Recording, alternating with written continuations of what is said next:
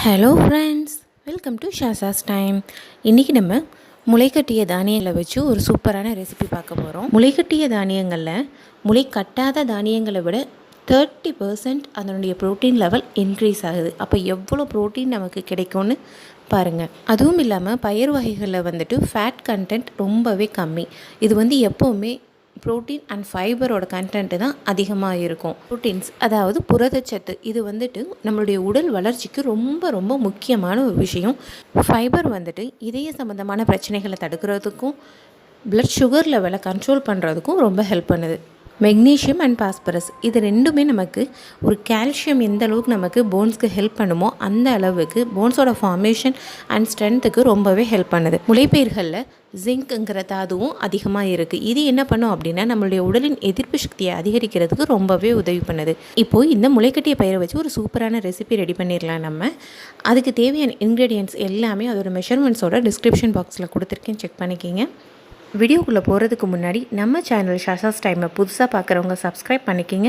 கூடவே வர பெல் பட்டனை கிளிக் பண்ண மறந்துடாதீங்க. இது எல்லோரும் விரும்பி சாப்பிட்ற மாதிரி ஒரு ஸ்வீட் ரெசிபி. அதுக்கு 200 கிராம் அளவுக்கு மண்டை வெல்லம் எடுத்திருக்கேன். அதில் ஒரு 1/4 டம்ளர் தண்ணி ஊற்றி கொதிக்க விடுறேன். மண்டை வெல்லம் எல்லாமே கரைஞ்சதுக்கு அப்புறமா நம்ம தனியாக ஃபில்டர் பண்ணி வச்சுக்கலாம். பாகுபதம்லாம் தேவையில்லை, ஜஸ்ட் கரைஞ்சா போதும். இப்போது நம்ம முளைக்கட்டிய பயிர்களை எடுத்து மிக்ஸி ஜாரில் சேர்த்துக்கலாம்.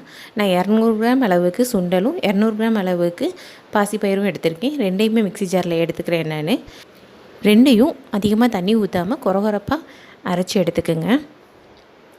இது நம்ம குக் பண்ணாமலே சாப்பிட்லாம். முளைப்பயிர்கள் டேஸ்டியாகவும் சாஃப்டாகவும் இருக்கும். ஒவ்வொருத்தருக்கும் அந்த டேஸ்ட் பிடிக்காது, அவங்களுக்காக தான் இந்த மாதிரி ரெசிபி. பாருங்கள், இந்தளவுக்கு கொரகொரப்பாக அரைச்சி எடுத்துக்கோங்க. இந்தளவுக்கு அரைஞ்சதுக்கப்புறமா ஒரு 150 கிராம் அளவுக்கு இட்லி மாவு ஆட் பண்ணிக்கலாம். இதில் மாவு கெட்டியாக இருக்கிற மாதிரி பார்த்துக்கோங்க. சப்போஸ் இட்லி மாவு உங்கள்கிட்ட இல்லை அப்படின்னா இந்த ரெசிபி செய்கிறதுக்கு முன்னாடி நீங்கள் ஒரு 1.5 மணி நேரத்துக்கு முன்னாடியே 100 கிராம் இட்லி அரிசியோட 50 கிராம் உளுந்து சேர்த்துக்குங்க. கொஞ்சம் வெந்தயம் சேர்த்து ஊற வச்சு இது கூட சேர்த்து அரைச்சிக்கலாம். இப்போ இதோட 2 ஸ்பூன் அளவுக்கு அரிசி மாவு சேர்த்துக்கலாம். கூடவே தேவையான அளவுக்கு உப்பையும் சேர்த்து நல்லா அரைச்சி எடுத்துக்குவோம். ரொம்ப தண்ணி ஊற்றிடாமல் கொஞ்சம் கொஞ்சமாக தண்ணி ஊற்றி நம்ம அரைச்சி எடுத்துக்கலாம். நீங்கள் ஃபஸ்ட்டு 3/4 பதத்துக்கு பயிர்களை அரைச்சி வச்சுருந்தா தான் மற்ற பொருட்களை சேர்த்து அரைக்கிறப்போ பதம் கரெக்டாக வரும். பாருங்கள், இந்தளவு கெட்டியாக இருக்கணும் மாவு. இப்போ இதில் நம்ம வெள்ளைப்பாக எடுத்து வச்சுருக்கோம் இல்லையா, அதையும் இதில் நான் ஃபில்டர் பண்ணி ஆட் பண்ணிக்கிறேன். நீங்கள் ஃபில்டர் பண்ணி வச்சுருந்தீங்கன்னா அப்படியே ஆட் பண்ணிக்கிங்க. இப்போது பயிர் மாவு எல்லாம் சேர்ந்து ஒரு அப்ராக்சிமேட்டாக 1/2 கிலோவுக்கு கொஞ்சம் மேலே இருக்கும். நான் இதுக்கு 200 கிராம் அளவுக்கு மண்டை வெல்லம் ஆட் பண்ணியிருக்கேன். இது நார்மல் ஸ்வீட்னஸ் தான். உங்களுக்கு ஸ்வீட் அதிகமாக வேணும்னா இன்னும் கொஞ்சம் ஆட் பண்ணிக்கிங்க. வெள்ளைப்பாகு எல்லா இடத்துலையும் படுற மாதிரி நல்லா கலந்து விட்டுருங்க. நல்லா மிக்ஸ் பண்ணதுக்கப்புறமா இதில் நான் கொஞ்சமாக தேங்காய் ஆட் பண்ணிக்க போகிறேன். தேங்காய் துருவியும் ஆட் பண்ணலாம். நான் இன்றைக்கி குட்டி குட்டி ஸ்லைசஸாக கட் பண்ணி வச்சுருக்கேன், அதை ஆட் பண்ணிக்கிறேன். ஜஸ்ட் ஒரு 2 சில்லு தேங்காய் ஆட் பண்ணிக்கிட்டேன். சாப்பிட்றப்போ இது கொஞ்சம் க்ரன்ச்சியாக இருக்கும், டேஸ்ட்டும் சூப்பராக இருக்கும். அதுக்காக தான் ஆட் பண்ணுறோம். வேண்டான்னா ஸ்கிப் பண்ணிக்கிங்க. இப்போது பனியாரக்கல் அடுப்பில் வச்சு பனியாரக்கல் சூடானதுமே கொஞ்சம் ஆயில் அப்ளை பண்ணிவிட்டு எல்லா இடத்துலையும் படுற மாதிரி ஸ்ப்ரெட் பண்ணிக்கிங்க. கல் சூடானதுமே நீங்கள் லோ ஃப்ளேமுக்கு சேஞ்ச் பண்ணிவிட்டு மாவை கொஞ்சம் கொஞ்சமாக ஊற்றுங்க. ஏன்னா ஹை ஃப்ளேமில் வச்சிங்கன்னா ஸ்வீட் ரெசிப்பியாக இருக்குது, அதனால் டக்குன்னு அடிப்பிடிச்சிடும். இப்போ இப்படியே இதில் மூடி போட்டு ஒரு 2 நிமிஷம் நான் வேக விட்டுறேன். அதுக்கப்புறமா திருப்பி விட்டு ஒரு 2 நிமிஷம் மூடி போட்டு வேக விட்டுறலாம். இந்த மாதிரி செஞ்சு வளரும் குழந்தைங்க இருந்தாங்கன்னா அவங்களுக்கு மார்னிங் பிரேக்ஃபாஸ்ட்டாக கொடுத்துட்டு வாங்க. ரொம்பவே யூஸ்ஃபுல்லானது. அந்த ஹோல் டேவுமே நல்லா எனர்ஜெட்டிக்காக இருப்பாங்க. நீங்கள் ஃப்ரெஷ்ஷாக அரிசியையும் உளுந்தையும் அரைச்சி சேர்க்குற மாதிரி இருந்துச்சுன்னா கொஞ்சம் சோடா உப்பு ஆட் பண்ணிக்கிங்க. அந்த மாவு பதம் கரெக்டாக இருந்துச்சுன்னா பணியாரம் சூப்பராக வருங்க.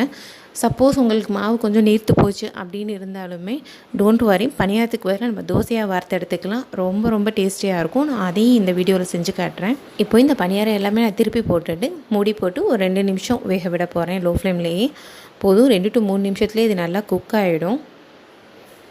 அதுக்கப்புறமா நம்ம பிளேட்க்கு ட்ரான்ஸ்ஃபர் பண்ணிக்கலாம்.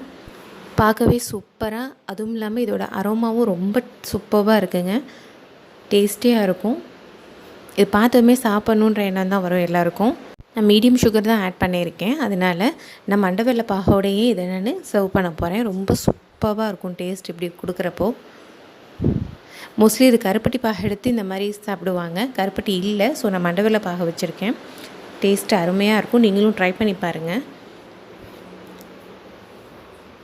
ரொம்ப ரொம்ப ஹெல்த்தியான இந்த டிஷ்ஷை கண்டிப்பாக ட்ரை பண்ணி பார்த்துட்டு எனக்கு கமெண்ட் பண்ணுங்கள். இப்போ அதே மாவு நான் தோசையாக வறுக்கிறேன்.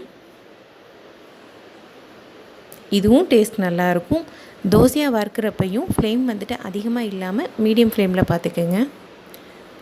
தோசையாக வறுத்து கொடுக்குறப்போ நீங்கள் தேங்காய் சட்னி இல்லை கார சட்னியோடு சர்வ் பண்ணலாம். ப்ளைனாகவே சாப்பிட்லாம். ஸ்வீட் ரெசிபி தான், டேஸ்ட்டும் நல்லாயிருக்கும்.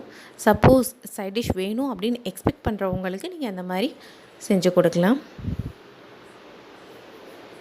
இப்போது ரொம்ப ரொம்ப ஹெல்த்தியான சூப்பரான தோசை அண்ட் பணியாரம் ரெடி ஆகிருச்சு. கண்டிப்பாக வளர்கிற குழந்தைங்க இருந்தாங்கன்னா அடிக்கடி இந்த மாதிரி செஞ்சு கொடுங்க. குழந்தைங்க ரொம்ப விரும்பி சாப்பிடுவாங்க. உங்களுக்கு இந்த ரெசிபி பிடிச்சிருக்குன்னு நம்புகிறேன். லைக் பண்ணுங்கள், ஷேர் பண்ணுங்கள், மறக்காமல் நம்ம சேனலை சப்ஸ்கிரைப் பண்ணுங்கள். தேங்க்ஸ் ஃபார் வாட்சிங். Thank you friends.